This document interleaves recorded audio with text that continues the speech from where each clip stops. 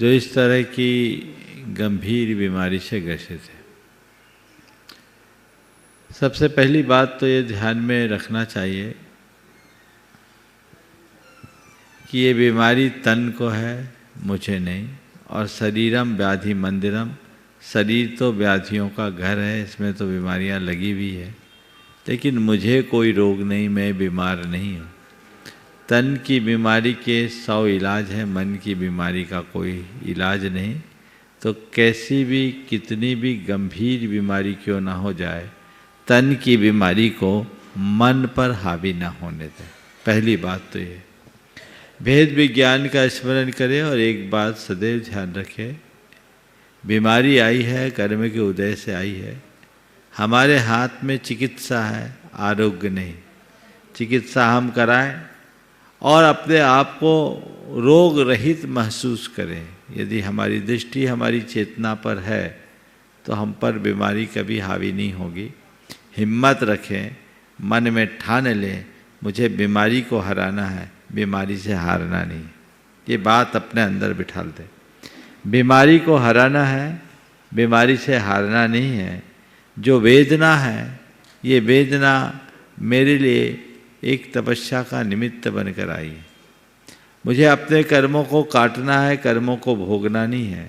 कर्म के उदय में यदि हम राग देश करते हैं, आकुल व्याकुल होते हैं, तो कर्म का भोगना है जो हमें व्याकुल करता है, नए कर्म का बंद करा देता है। लेकिन इसे अगर अपना कर्मोदय मानकर सहज और क्षमता रखते हुए सहन करते हैं तो ये हमारे कर्म को काटने की प्रक्रिया है। इससे कर्म की जड़ उखड़ती है। तो ये प्रत्येक व्यक्ति को जब भी कोई बीमारी या और कोई परेशानी हावी हो तो ये सोचना चाहिए, ये मेरे कर्म काटने का निमित्त बनकर आई है।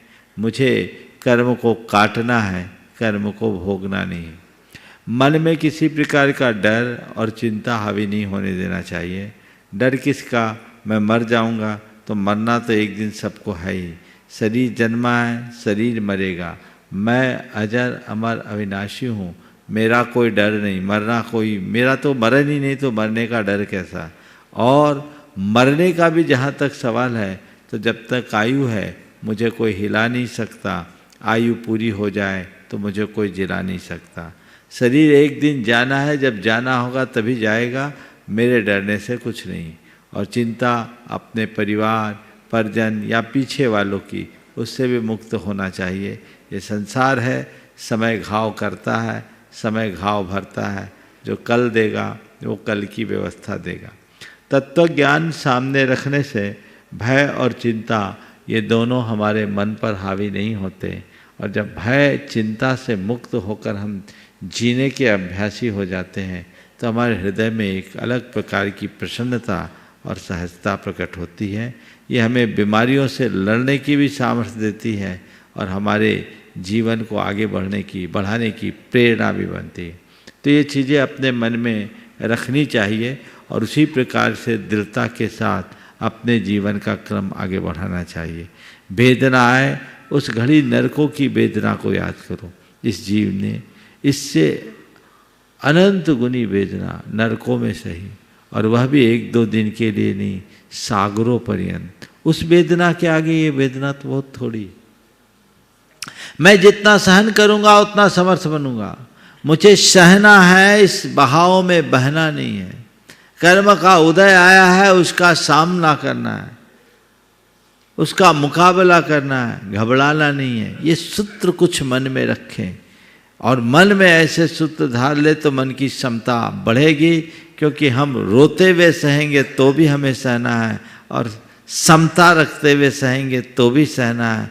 रोते हुए सहेंगे तो और कर्म बंधेंगे, और समता रखेंगे तो कर्म की जड़ उखाड़ फेंकेंगे। हमें कर्म को बांधना नहीं, कर्म की जड़ उखाड़ना है, ऐसा ठान लो।